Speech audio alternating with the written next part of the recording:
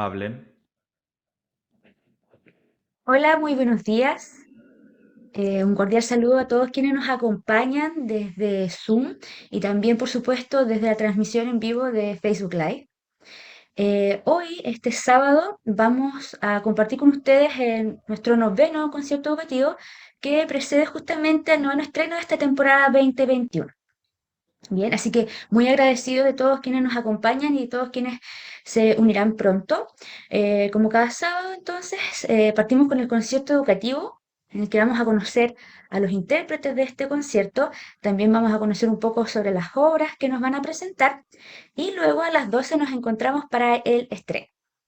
Bien, a todos quienes nos acompañan por Zoom, les recomendamos que mantengan su micrófono en silencio mientras los intérpretes ¿cierto? Nos exponen el concierto educativo. Sin embargo, cuando tengan alguna duda, son libres de escribirnos por el chat o bien, em, o bien prender su micrófono y su cámara e interactuar directamente con los músicos. Em, Asimismo, las personas que están en Facebook pueden escribir en comentarios todas sus impresiones, comentarios y también todas las consultas que puedan tener. Entonces, sin más demora, los dejo con Elisa y Daniel, chelistas, un dúo de chelistas que nos van a acompañar durante este concierto educativo. Hola, muchas gracias, Hola. Rocío, por la presentación.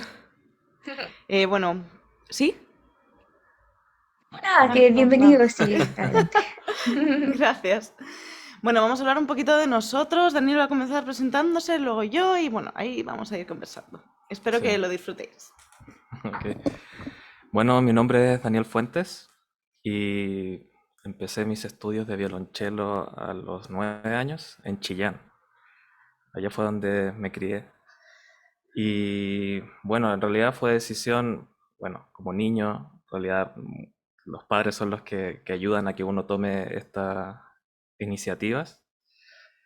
Y bueno, mis padres siempre nos dijeron que teníamos que acercarnos al arte, en este caso la música, a través del violonchelo, y que teníamos que hacer un deporte. En este caso, yo y mis hermanos, somos cuatro, todos tocamos instrumentos y nadamos, hicimos natación. Y creo que, bueno, ha sido una de las mejores decisiones que me ha acompañado toda la vida y se complementan. Me ayuda a tener la musculatura para poder, en la exigencia del violonchelo, y la concentración y bueno, son complementarios. Y después me vine a Santiago a estudiar de manera, bueno, en educación superior con el profesor ruso Ruslan Krinitsin y bueno, él me ayudó mucho a aprender cosas que normalmente, bueno, como en regiones nos enseñan de esa forma tan de excelente calidad, cosas muy importantes. Y hasta este año que me titulé, en, en mayo me dieron el, el certificado de título. Con la pandemia todo se demoró un poco más. Y eso, con la profesora Elisa, quisimos hacer este dúo. Y estamos empezando en esto. Tenemos muchos planes, un repertorio que queremos abordar. Bueno, Muchas yo también gracias, Daniel. empecé, yo también empecé de Adelante, Elisa. chica y no hacía un deporte tan exigente, pero hacía ballet, ballet y música también. Mis padres, bueno, ni sus padres ni mis padres son músicos, pero yo creo que son amantes del arte, ¿no? Yo soy española, se escucha, del País Vasco, nací en San Sebastián y bueno, mis padres siempre les gustó, a mi mamá sobre todo, el ballet y la música clásica. Entonces, pues a mi hermana y yo, tengo una hermana que es 7 años mayor y las dos pues empezamos en el ballet y en solfeo, porque en Europa antes de elegir un instrumento y meterte de lleno con él, te enseñan un poquito una base musical de saber leer partituras, saber cantar, un poquito, algo bastante completo, la verdad, antes de meterte con el instrumento, porque el instrumento igual igual es difícil. Entonces, si aparte de tocarlo tienes que preocuparte de ver cómo se lee el papel, bueno, me explota un poquito la cabeza, ¿no? Entonces, nada, empezamos en solfeo y luego las dos, ya más en la adolescencia, nos decantamos por la música y dejamos el ballet de lado, ¿no? Pero igual me gustaba mucho. Empecé a los 7 en el Conservatorio de Irún con mi profesor Iñaki Etxepare, que fue mi primer profe. Después continué en San Sebastián con profesor polaco, Roman Jablonski, y después de eso me fui a estudiar el superior a Estados Unidos. Con Aldo Parisó. De hecho, ahora que cuando mencionabas lo de la natación, mi profesor, bueno, que murió hace un par de añitos, ya cumplió 100 años y después se despidió, pero creo que tuvo una vida muy linda y enseñó hasta el último tiempo. Y él, Aldo Parisó, siempre decía, no, hay que nadar. Para los chelistas es imprescindible que nadéis, porque como trabajamos mucho con la espalda, es un instrumento bastante grande también, ¿no? Decían, hay que nadar para cultivar la musculatura de la espalda y de los brazos para poder tocar el cello. Y él decía que todas las mañanas se levantaba, no importa si nevara o lloviera o lo que sea, se levantaba, se metía al lago, nadaba todo el lago, volvía y ahí se iba al conservatorio él. Así que para los que se animen a nadar. Bueno, aparte que es un deporte, Perdonen la No protagonista. se preocupen. es un deporte de poco impacto para las articulaciones y todo, entonces no, Sí, es muy difícil que te lesiones. así es, sí. Porque corriendo eso, claro, con el agua todo, nada pesa, ¿no? Haces fuerza, pero no hay golpes. Así que es súper guay. Perdonen, pero es que esta niña insiste en saludar. Ya, saluda, Ronquita. Y Hola. cosas que pasan desde casa, ¿no? Sí, no, la mía está ahí escondida. Pero también tengo, así que no te preocupes. Bueno, y nada, y estudié en la Universidad de Yale e hice un certificate que es certificado en performance, que no es la carrera, el superior de 4 años, es un apaño que hay para gente joven, porque Yale no tiene el bachelor, que es como la carrera del superior en la escuela de música. Tiene solo a partir del magíster y grados más altos, y aparte tienen este título de Certificate in Performance para gente que es más joven, que no tiene el bachelor. Entonces yo entré ahí, hice mis 3 años, aprendí un montón y después me fui a Boston a completar mis estudios con la profesora Rhonda Ryder. Y es curioso cómo pasan las cosas en la vida, porque inicialmente yo no me iba a ir a Estados Unidos, me iba a ir a Alemania a estudiar con Wolfgang Schmidt. Y él había estudiado en Yale con Aldo Parisó. Mi profesor polaco, Roman Jablonski, también estudió con Aldo Parisó. Entonces me fui directamente a estudiar con él y después con la profesora que seguí, con Rhonda Ryder, ella también estudió con Aldo Parisó. Entonces como que todo junto, todos con el mismo profe. Pero bien bonito. Y, y bueno, y eso, ahí terminé mis estudios, me puse a trabajar, tocando, viajando, me dedico a tocar música de cámara y de solista y hacer clases de violonchelo. Em, ¿Qué estamos ahora? En pandemia. No sé si hay Claro, alguna pregunta sobre... Quizá más tarde la gente quiere hacer alguna pregunta. bueno, sí, a quienes se unieron hace unos minutos, recuerden que nos pueden preguntar siempre por el chat o también, cierto, pedir la palabra y preguntarle directamente a los intérpretes. Me interesó mucho lo que decías, Elisa, sobre la educación temprana musical que hay en Europa, en la que la introducción a la música es como más general y no directamente en el instrumento. ¿Nos podría contar un poco más sobre eso? Sí, claro. Mire, por ejemplo, en los conservatorios, a ver, no es que todo el mundo estudie música, sí, tampoco, no, pero la música, ya, los niños normalmente después de colegio van a actividades, ¿no? Pintura, atletismo, hípica, fútbol, lo que sea, ¿no? Entonces, la música es parte de esas actividades, no es como que sea algo que a veces aquí parece que es como de otro mundo, ¿no? Es muy exquisito y casi que raro para mucha gente. ¿Cómo vas a estudiar música? Haz algo que te sirva, ¿no?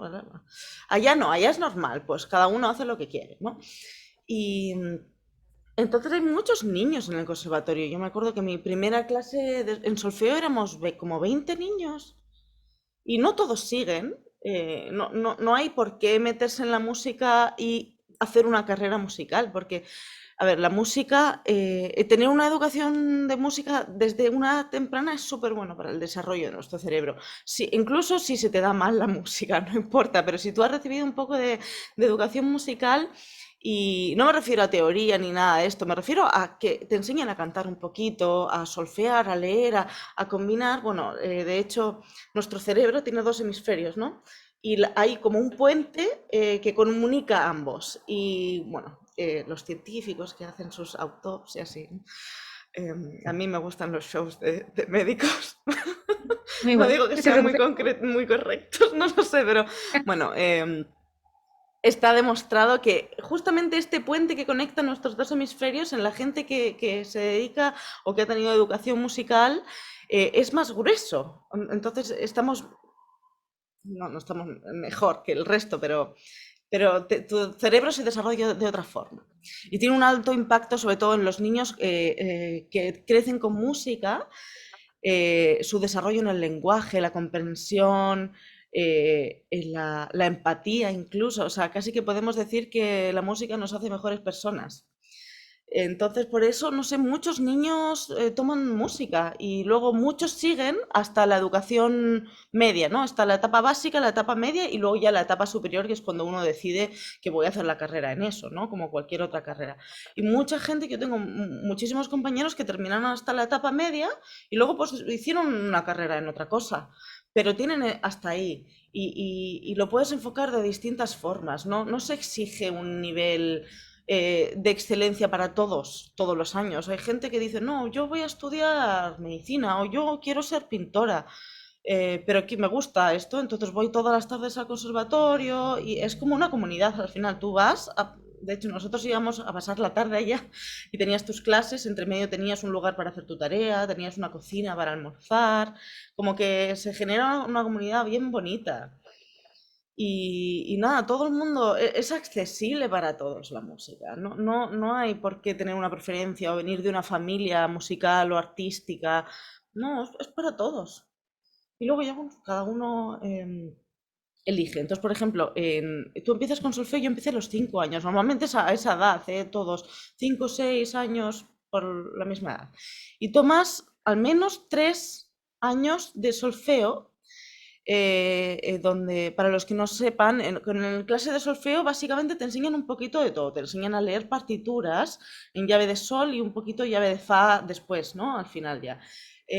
También te enseñan a cantar, te enseñan a identificar la distancia entre las notas mediante juegos, tocamos instrumentos de percusión como el xilófono, chiquititos, ¿no? Xilófonos, panderos, las maracas, las panderetas, todas estas cositas que son entretenidas para los niños. Y después, pues te introducen, te dan, a mí me acuerdo que nos paseaban por el conservatorio a las clases de niños para que conociéramos los instrumentos. Nos enseñaban un poquito, entonces ahí ya cada uno decía, no, pues a mí me gustó este. Me acuerdo que alguno decía, muéstrame tus manos. Y me dijeron que tenía las manos un poco, no, que mis dedos acaban un poquito en punta, entonces que no era tan buena para tocar el cello. Y dije, yo voy a tocar el cello porque yo quiero tocar el cello. Entonces, y luego cambia, la mano se evoluciona de otra forma según tu instrumento también, ¿no? Y Ujú. nada, es muy bonito todo el proceso. Me acuerdo en clase con los niños, ah, yo quiero el cello, ah, yo también, no, yo quiero que... las amigas, yo quiero el cello como tú, pero en realidad quiero el violín. Entonces sí, el violín, ¿no? Eh, nada, y empiezas ahí con el instrumento, con el profesor. Al mismo tiempo tienes orquestas desde muy chiquitito, ¿no? Tienes la orquesta de los niños chiquititos, la orquesta ya de los grandes. A veces vas tocando en los dos. Hay gente de los grandes que viene a ayudar a la de los chicos, ¿no? Para compensar un poquito y guiarnos, sobre todo. Em, tenemos coro. A mí me encantaba ir a coro. Me acuerdo mi profesor José Manuel cantaba tan bonito, nos decía que cantáramos así. Y nos daba un poquito de risa, pero era muy buen profe. Y cantábamos de todo, desde cosas de Bach a El Rey León. O sea, Y teníamos interpretaciones 2 veces al año, íbamos al teatro de la ciudad y ahí tocaba la orquesta de los grandes, la de los chicos, el coro, los ensambles ya más formados, todos hacían una presentación y había que vestirse de blanco y negro y tenías que cantar de memoria, ¿no? Todo era muy bonito. Yo lo pasaba genial. ¿Y qué más teníamos? Bueno, ya después con el instrumento puedes empezar música de cámara antes de ir a superior, que esa es otra cosa que aquí no se hace tanto. Hay programas que sí lo hacen, pero es tan bonito tocar con gente, ¿no? Y yo siempre... uno lo pasa muy bien tocando en orquesta o con un cuarteto o un trío o a veces un dúo nomás, con un compañero, ¿no? Con un amigo. Y siempre yo intento aquí también ponerlos juntos. Tengo algunos alumnos en primero de superior que toman cámara por primera vez y como que sí, hay muchas cosas que corregir y que enseñar, pero también que lo tienen que pasar bien, tienen que disfrutarlo. Es muy bonito en realidad como lo hacen allá y yo creo que acá cada vez también está mejor el sistema.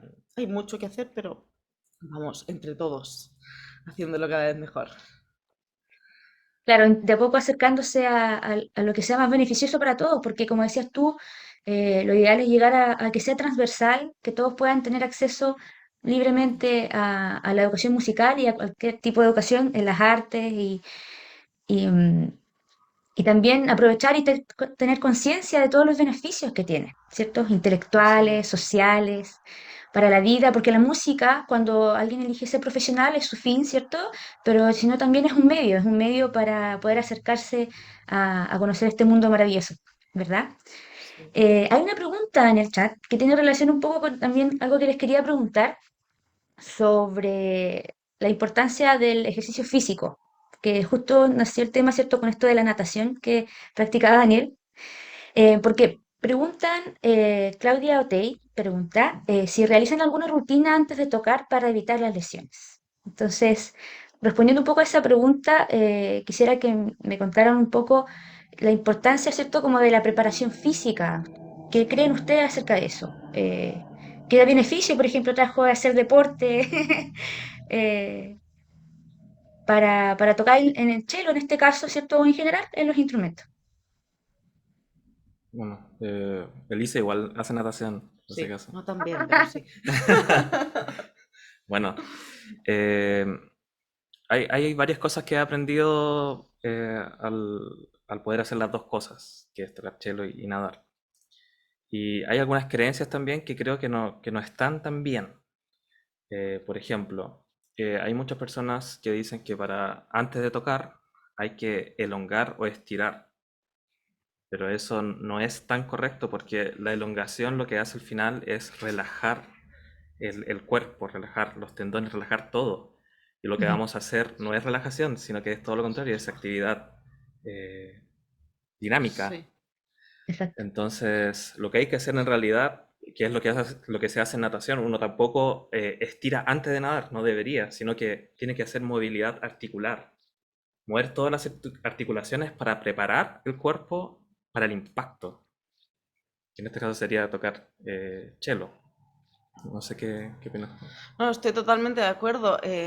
Claro, también sentarse a tocar sin hacer nada no es lo correcto. O sea, hay que moverse, si tú estiras, como decía Daniel, también es un movimiento estático. Lo que tú quieres hacer es generar un poco de calor. Ahí viene el que voy a calentar antes de tocar. Puedes calentar con el instrumento, idealmente sin el instrumento y con el instrumento.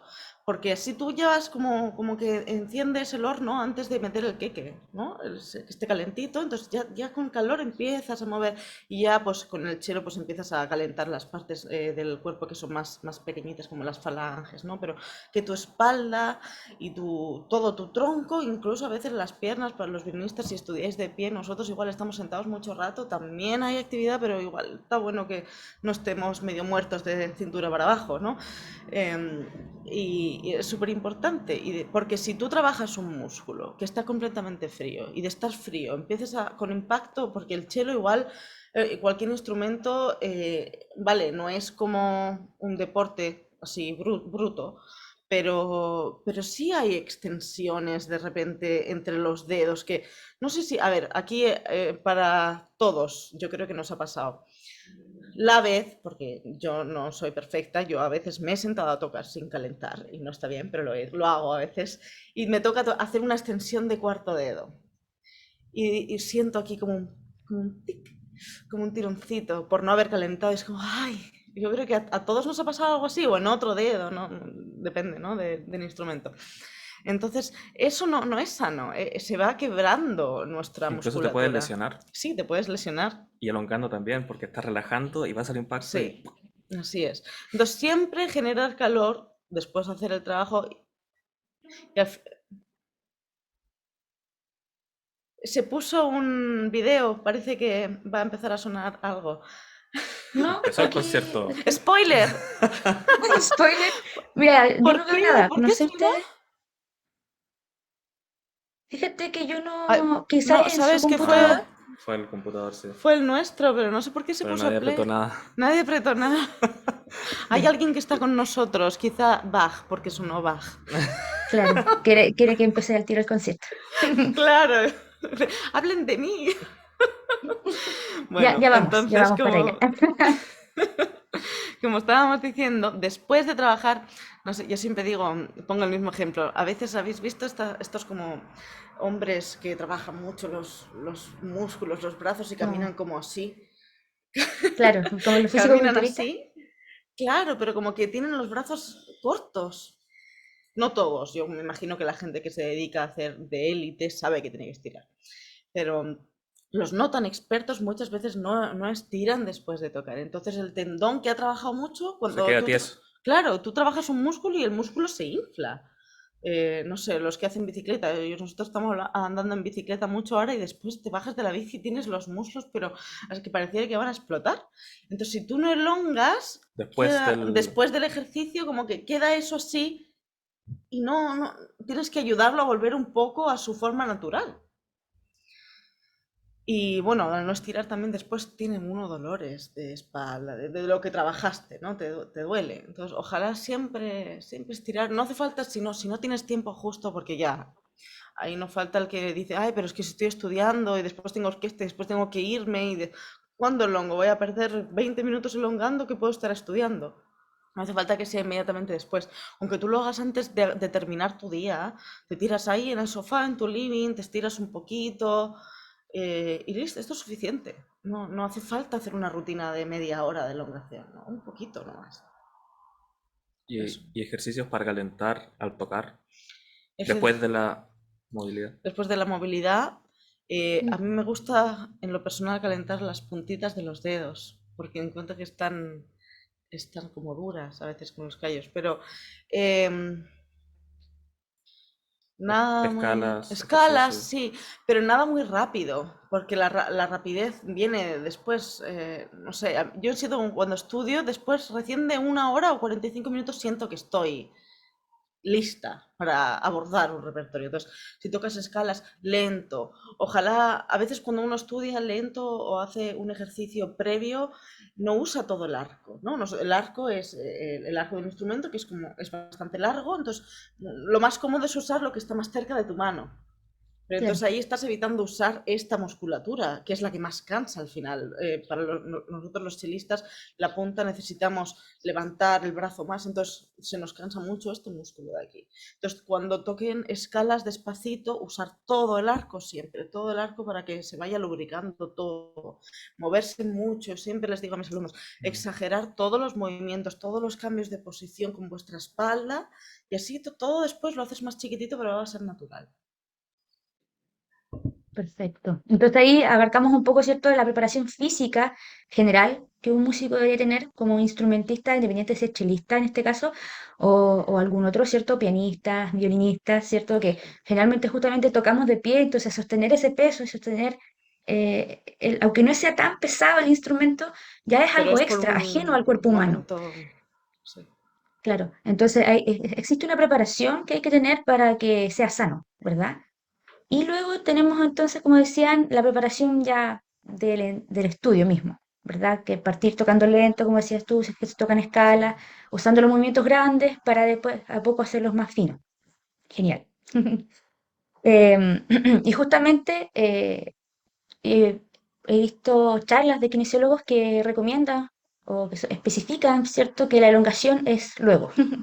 Entonces uno Sí. finalmente está en este estado humano normal y de repente tiene que ir a este modo instrumentista y tenemos que ir de a poco, diciéndole a nuestro cuerpo que vamos a hacer otra actividad, ¿verdad? Y una vez que la hemos realizado, volver a la normalidad, ¿cierto? Volver al descanso y a la elongación para que el cuerpo descanse.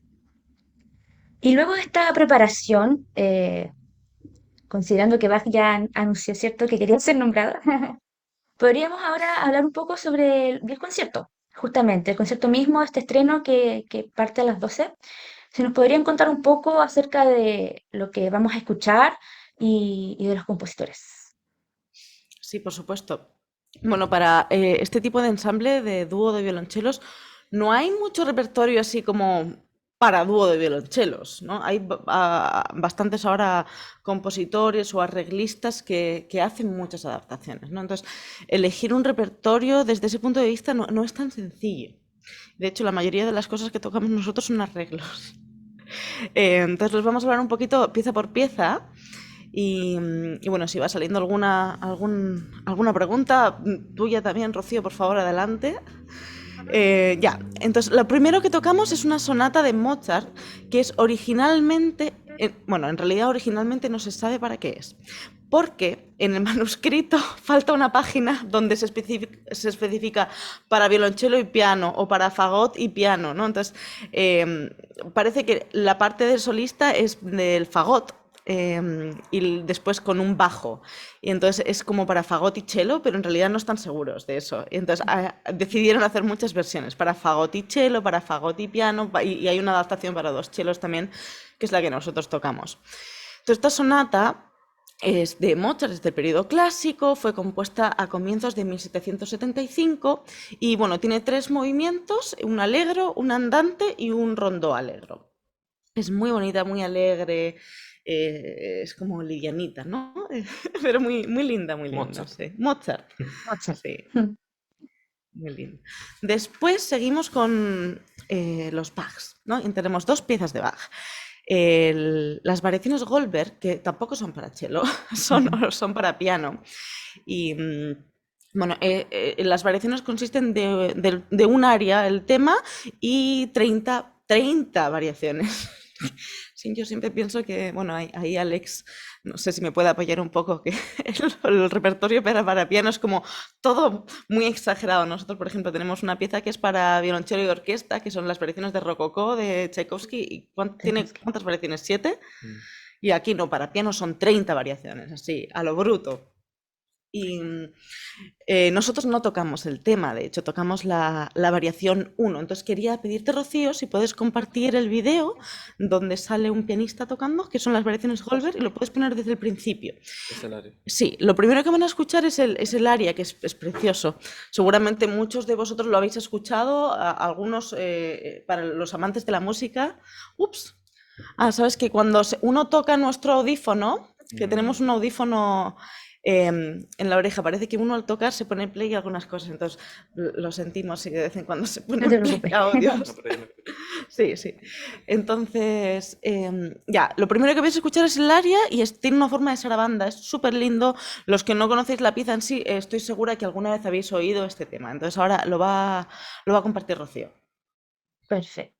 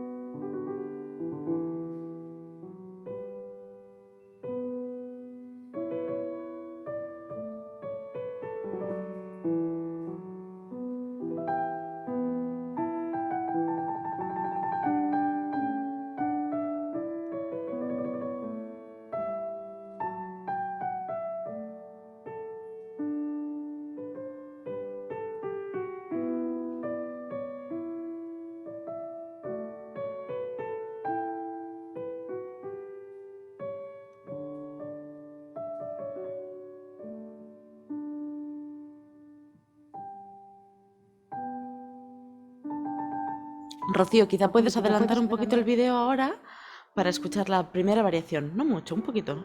Ahí. ¿Como por ahí? Ah, no, más. Me pusiste la tarea difícil. Sí, le estoy poniendo en un apuro a Rocío ahora. Estaba planificado, Un poquito más adelante. Más. Sí, un poquito antes de esto. O sea, cuando empieza la parte más rápida. Perdón, me emocioné con Bach. A ver Disculpa, ahí. ahí sí. Es normal emocionarse con Bach. Sí, ahora va a empezar la variación 1.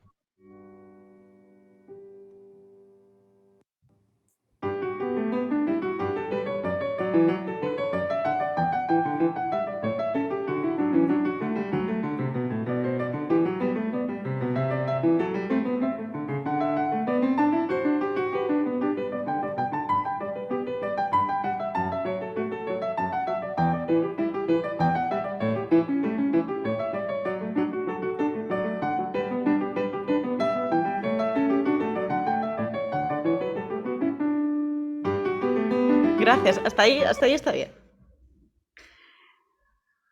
Gracias, Rocío, por soportar el apuro en el que te ponemos. No, no te preocupes.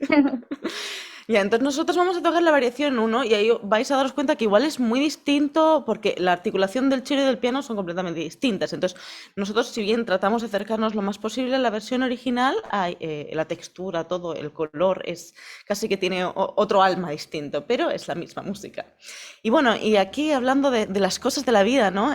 Uno a veces piensa, ¿cuál será la inspiración que haya tenido Bach para escribir esta pieza? ¿No? Porque el tema es precioso, es una cuestión así. Entonces tú dices, ¿qué? Tiene que haberse inspirado con algo tan bello, tan poético, y resulta que nada de eso. Lo que pasa, que os voy a contar un poquito la historia de por qué lo compuso, había un conde ruso que llevaba un tal Goldberg, que era Johann Gottlieb Goldberg, que lo llevaba a Leipzig a ver a Bach para que Bach lo instruyera en el piano, ¿no? Entonces él viajaba con él para que le hicieran clases a Goldberg. Y este conde ruso tenía insomnia. Entonces cuando se quedaban en Leipzig, él no podía dormir y le hacía no sé si era, no, me imagino que no era un alumno, pero era, no sé, a Goldberg, le hacía tocar piano decía, bueno, toca algo de piano para ver si me entretengo mientras no puedo dormir. Y una vez, estando Bach presente, el conde dijo, oye Bach, ¿le podías escribir algo a Goldberg para que me entretenga las noches que no puedo dormir, a ver si me animo un poco, pero sí algo de carácter vivo? Y entonces Bach escribió para Goldberg estas variaciones para que las tocaran en las noches de insomnio del conde ruso. Nada que ver con lo que uno se imagina que podría haber pasado, ¿no? Bueno, ahí está el dato curioso. Y después la otra pieza que va de Bach que tocamos es el aire de Bach, ¿no? Que fue compuesto en 1731 y bueno, uno para los músicos que ya estamos familiarizados con esta pieza, sí, para los no músicos seguro que también la habéis escuchado, la vais a reconocer enseguida. Pero ¿por qué se llama aire? Un aire, bueno, este término es porque Bach, por ejemplo, en el periodo barroco, la música se escribía mucho en formas de danzas, ¿no? En la suite de Bach, por ejemplo, tenemos cada suite tiene un preludio y una serie de danzas que se caracterizan por su carácter, por su métrica, por el tempo, ¿no? Pero el aire no es una danza, viene del término aria, es más como una canción y muchas veces las arias pues, son para cantantes y el ritmo que se escoge para el aria depende de la letra que se quiera cantar. O sea, quizás muchas veces eso es un poema o un rezo, entonces tú escribes, bueno, Bach o el compositor, escribe la música de acorde a la letra, por eso se llama aria o en este caso aire. Y este aire de Bach que todos conocemos en realidad no es una pieza suelta, no es un aria suelta, es parte de una suite orquestral que va a compartir Rocío. Entonces nos va a compartir el vídeo de la suite orquestral, va a poner un poquito del principio para que veáis la agrupación, el sonido, etcétera, y después va a adelantar hacia el minuto 7 para que escuchemos el aire que nosotros después vamos a tocar en versión de 2 chelos también. Súper. Aquí vamos con el video.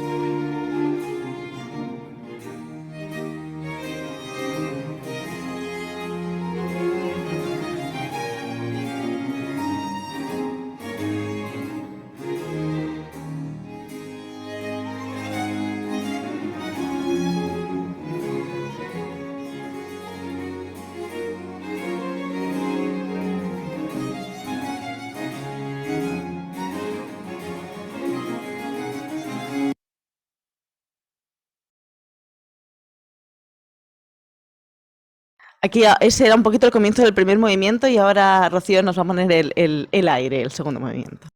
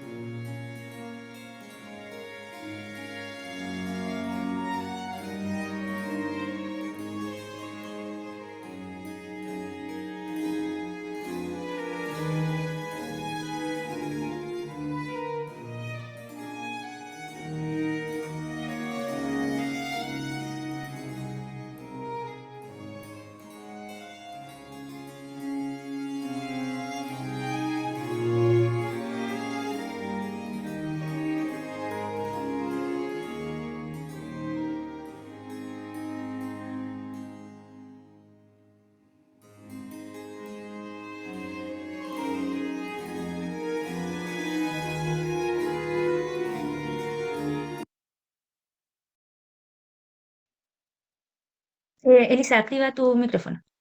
Ahí Sí. está. Ahí escucháis que, bueno, la textura es otra, también están con instrumentos barrocos, con un clavecín, y bueno, nos damos cuenta que aquí en un ensamble, igual es un ensamble bastante amplio, pero tenemos, me incluyo, en el ensamble que acabamos de escuchar,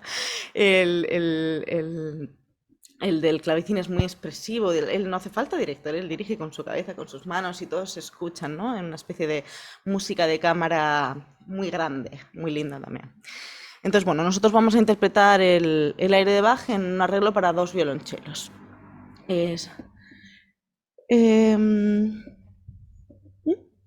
Ya.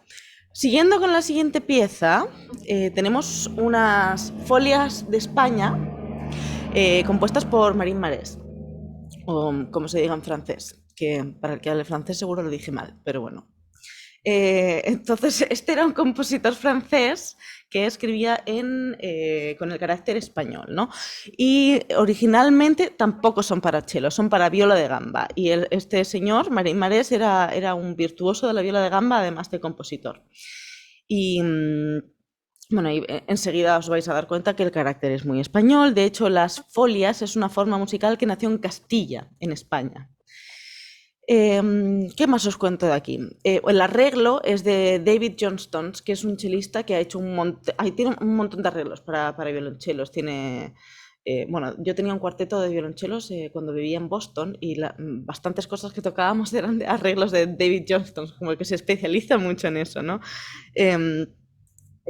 Además, nosotros del arreglo que tenemos quisimos añadir algunas variaciones de la versión original, entonces las reescribimos un poquito ahí, un trabajo a mano bastante amplio, y la partitura es un collage de pedacitos. Podríamos mostrarla, es bien entretenida, sí.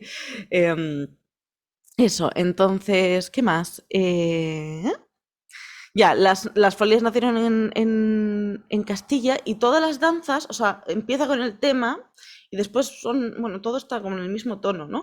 Pero el carácter de las danzas que siguen cada vez es más contrastante. La idea es que al comienzo sea muy... No es plano, porque esta música no es muy plana, tiene mucha ornamentación, muchos adornos, pero al final es casi como un rock and roll barroco, renacentista. Es bien entretenido también. Y... Daniel, ¿nos puede contar un poquito más de las folias? No, mencionar solamente que tal vez, bueno, las folias están hechas para viola, gamba y un acompañamiento de instrumentos barrocos. En este caso, nosotros tratamos de imitar este sonido. Es un sonido más puro, no hay tanto vibrato, es más adorno, lo que es el barroco. Y también tratamos de agregar un poco de lo que es el cello moderno, ese vibrato, tratar de hacer Sí. una bonita mezcla. Como buscar mantener, ser fieles al estilo original de la pieza, pero claramente, de hecho ayer hablábamos un poco de esto con el barroco en sí. Nosotros no tenemos instrumentos barrocos ahora, no tenemos arcos barrocos, ni chelos barrocos, ni nada Y barroco. el Entonces, contexto. claro, nada es parecido. Entonces, si bien queremos ser fieles al estilo, también hay muchas cosas o muchos... estoy buscando una palabra, recursos musicales que existen ahora, que antes no existían, simplemente por las cualidades del instrumento y la época en la que vivimos. Entonces quisimos hacer, claro, como decía, una mezcla entre la fidelidad hacia el barroco y qué podemos nosotros aportar desde nuestra era más moderna.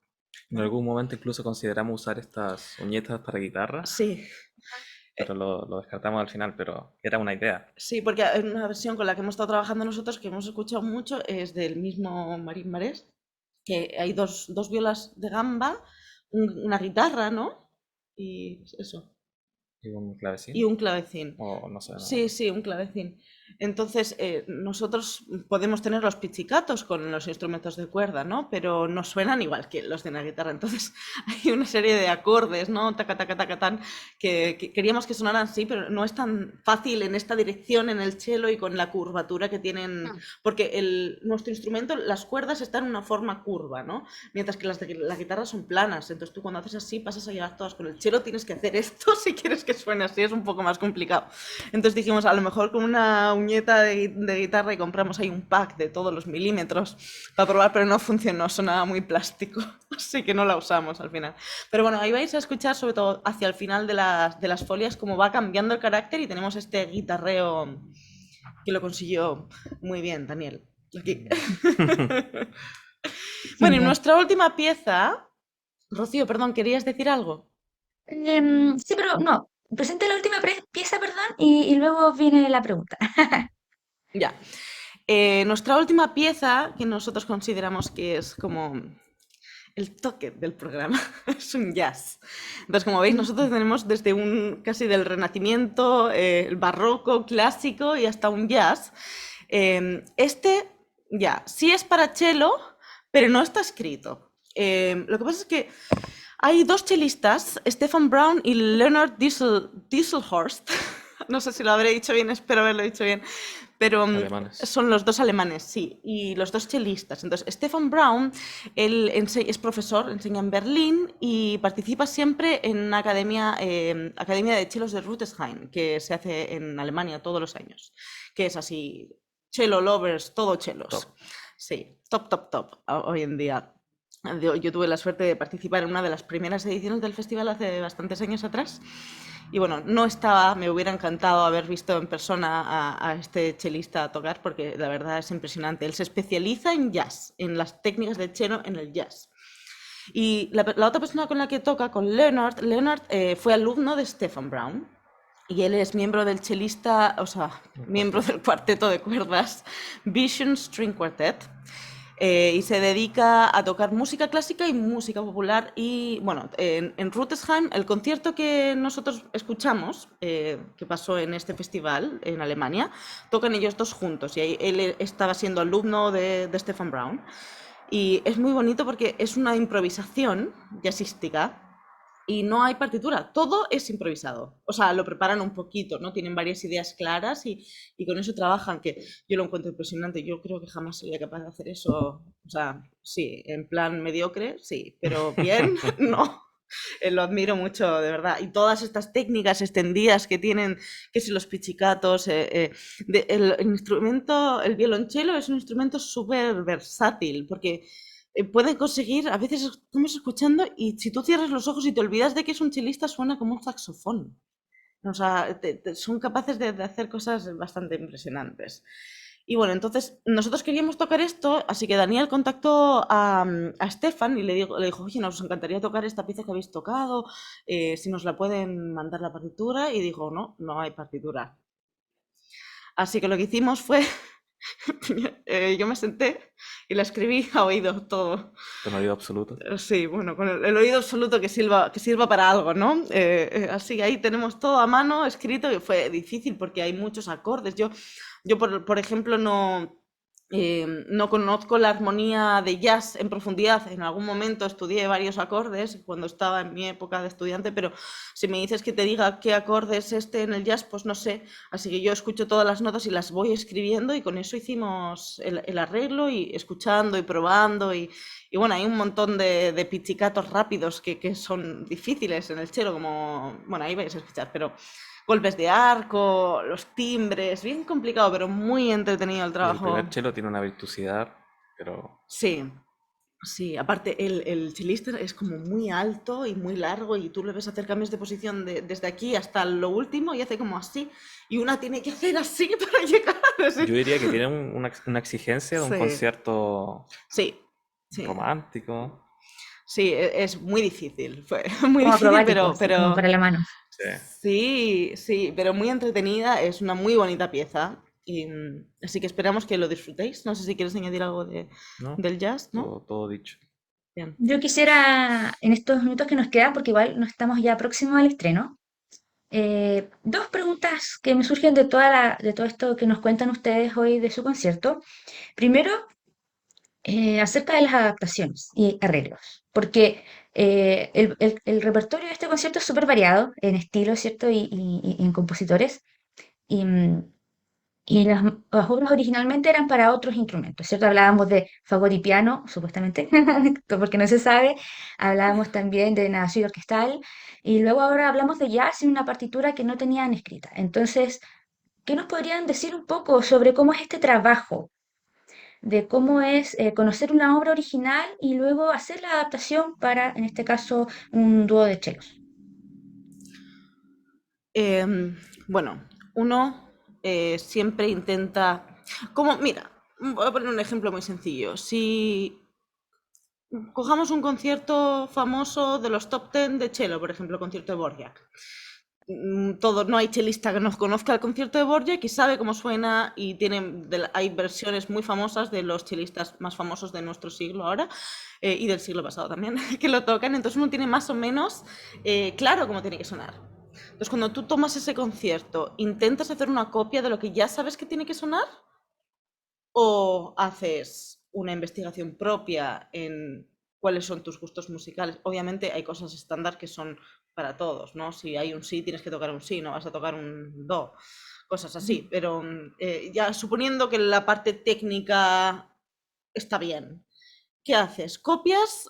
Porque eso es una versión aceptada y que está bien y está muy bien, o te preocupas de buscar un poco más cuál es el significado que tiene esa frase en concreto o el concierto en concreto ya en más macro para ti. Entonces, es como, no sé, si tú lees un poema, lo vas a leer como tú lo sientes, lo vas a recitar de cierta forma. Si yo le paso ese mismo poema a Daniel, Daniel lo va a recitar de otra forma muy diferente, no más o menos bonita, simplemente diferente, porque nuestro arte es objetivo hasta cierto punto, pero de ahí para arriba no es objetivo ya. Entonces, lo mismo aplicado a este tipo de piezas, ¿no? Por ejemplo, en las Holber Variations. Yo puedo escuchar cómo toca el piano, puedo copiar el tempo, puedo copiar muchas cosas de la versión original, pero hay cosas que simplemente que esos otro instrumento no van a funcionar. Entonces, en lugar de intentar que suene igual, tengo que olvidarme de eso y abordarlo como si fuese una pieza chelística. y hacerlo con la articulación que usamos en el cello, con los legatos, ¿no? Todas las cosas que podemos hacer en el cello que un piano no puede, ni para bien ni para mal, simplemente es así.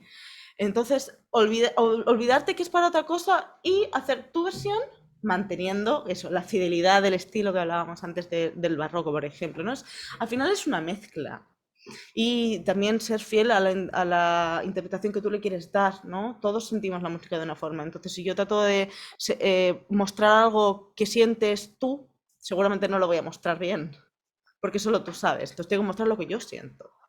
Y a lo mejor con eso tú consigues ver un poco, porque lo que hacemos nosotros es un arte muy personal, ¿no? Yo muchas veces siento que sin conocer a una persona, cuando tú vas a tocar algo, estás mostrando una parte muy íntima de ti mismo a través de la música.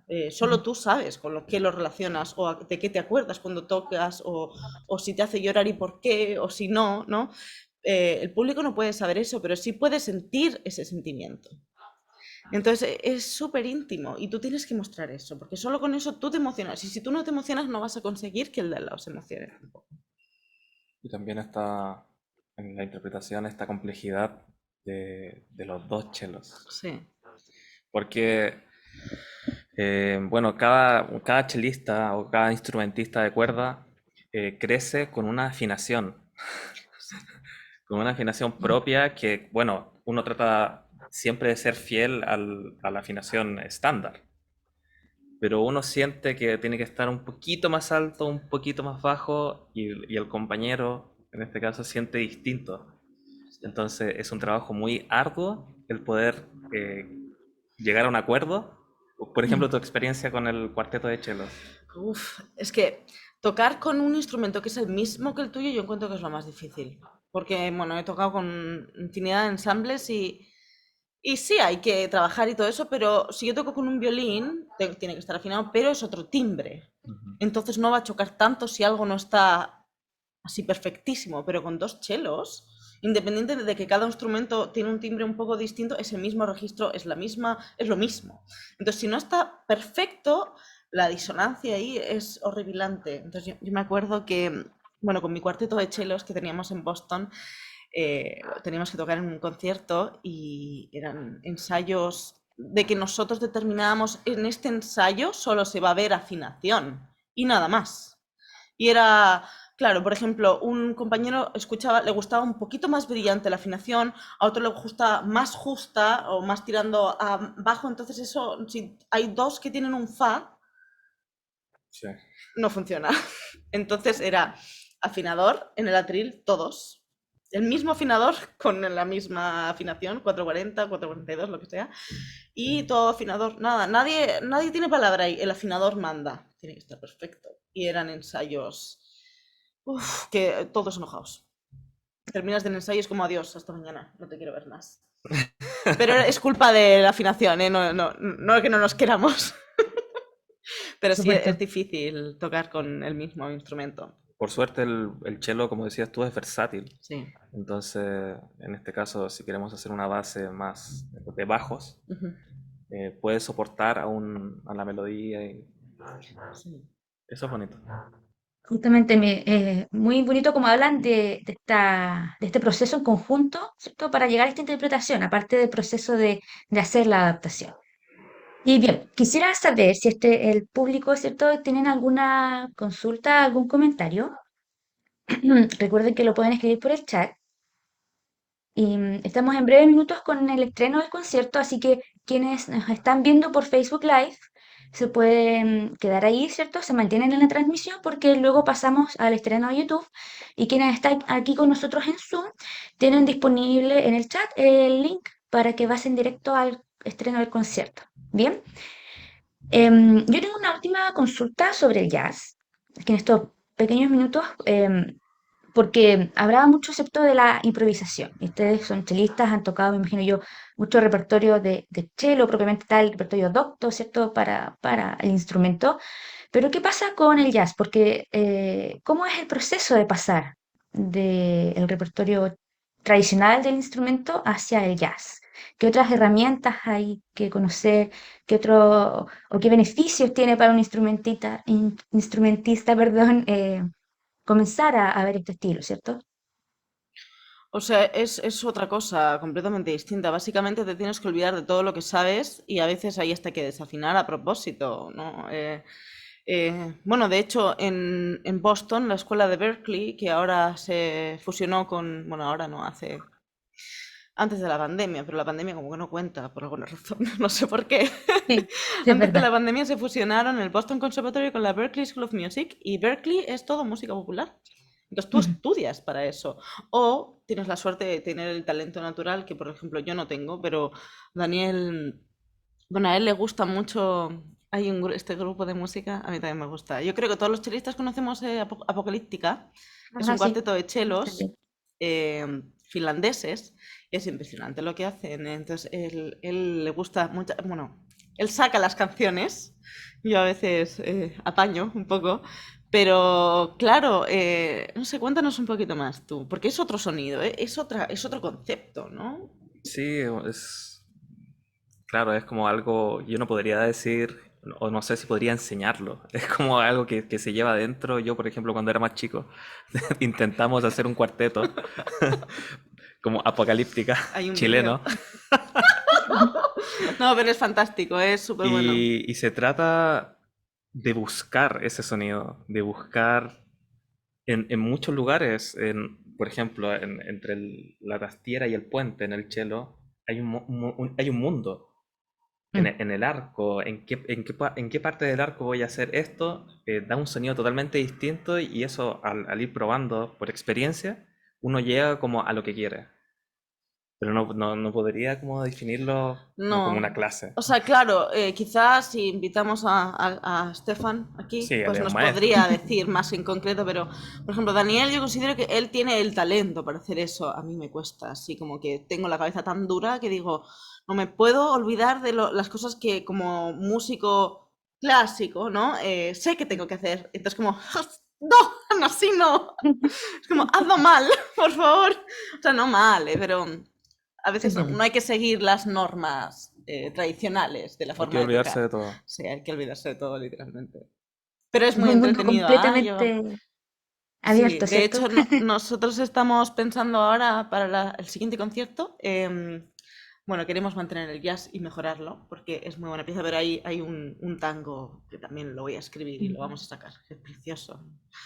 Entonces Muy bueno. vamos a tener oportunidades para seguir investigando este tipo de técnica, ¿no? Por nuestra cuenta, pero sí, lo recomiendo. Genial, genial.